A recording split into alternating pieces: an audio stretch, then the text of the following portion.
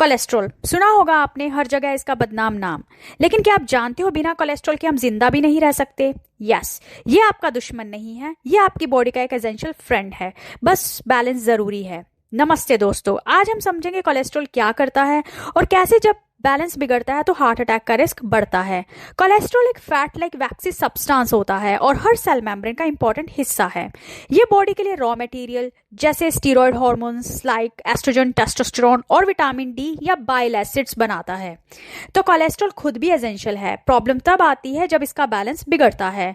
Body को दो तरह से कोलेस्ट्रॉल मिलता है, फ्रॉम फूड यानी जो चीजें आप खाते हैं जैसे एग्स, मीट्स या डेयरी प्रोडक्ट, और दूसरा आपका लीवर खुद भी कोलेस्ट्रॉल बनाता है। मतलब अगर ब्लड में कोलेस्ट्रॉल कम है तो लीवर ज्यादा कोलेस्ट्रॉल बनाता है, और अगर कोलेस्ट्रॉल हाई है तो लीवर कोलेस्ट्रॉल की प्रोडक्शन को कम कर देता है। मतलब आपकी बॉडी खुद से कोलेस्ट्रॉल को बैलेंस करने की कोशिश करती है।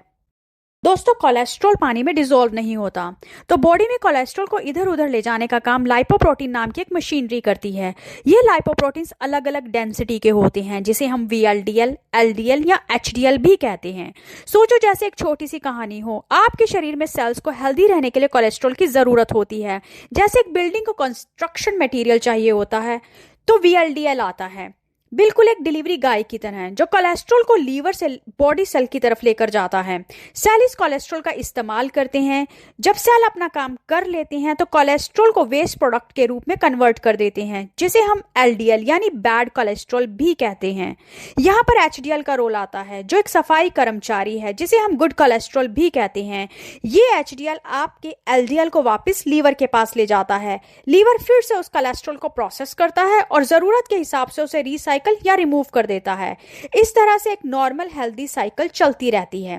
नॉर्मल कंडीशन में हमारा लीवर कोलेस्ट्रॉल को चेक एंड बैलेंस में रखता है, जितनी जरूरत है उतना ही बनता है। दोस्तों, अब बात आती है ये सिस्टम बिगड़ता कैसे और कोलेस्ट्रॉल बढ़ता क्यों है।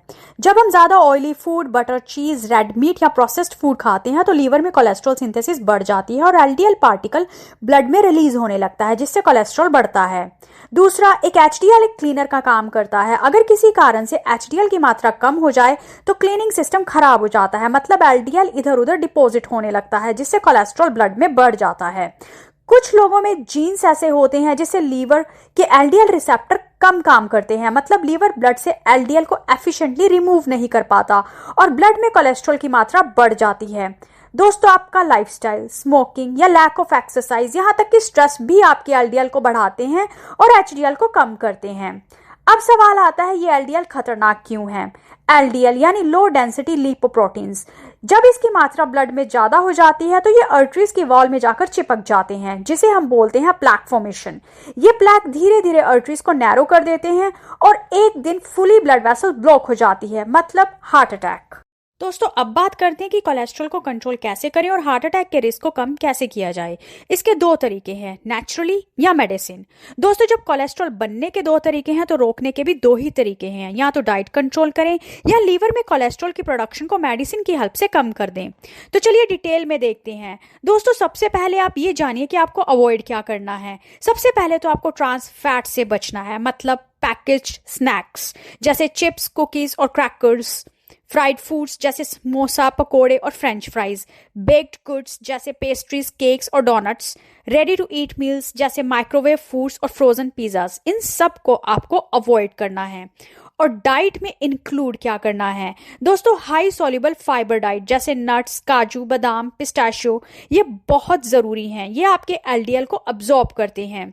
हेल्दी अनसैचुरेटेड फैट्स जैसे avocado, olive oil, omega 3 fatty acids, ये आपके HDL को बढ़ाते हैं और आपके LDL को कम करते हैं। वेजिटेबल्स एंड फ्रूट्स जैसे स्पिनच, ब्रोकली, बेरीज, इन सब में एंटीऑक्सीडेंट प्रॉपर्टी होती है जो कोलेस्ट्रॉल को ब्रेक डाउन करती है। दोस्तों, आपका कुकिंग स्टाइल जैसे बॉइलिंग, ग्रिलिंग और स्टीमिंग फूड हमेशा फ्राइंग फूड से ज्यादा फायदेमंद होता है।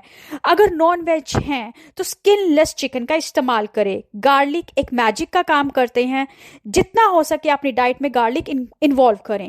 एक्सरसाइज, नो स्मोकिंग और अल्कोहल। अल्कोहल आपके ट्राइग्लिसराइड्स को बढ़ाता है और ओबेसिटी को जन्म देता है। अल्कोहल को पूरी तरह से अवॉइड करें। 3 महीने तक ये सारे मेजर अपनाने के बाद आप अपना कोलेस्ट्रॉल चेक करवाएं।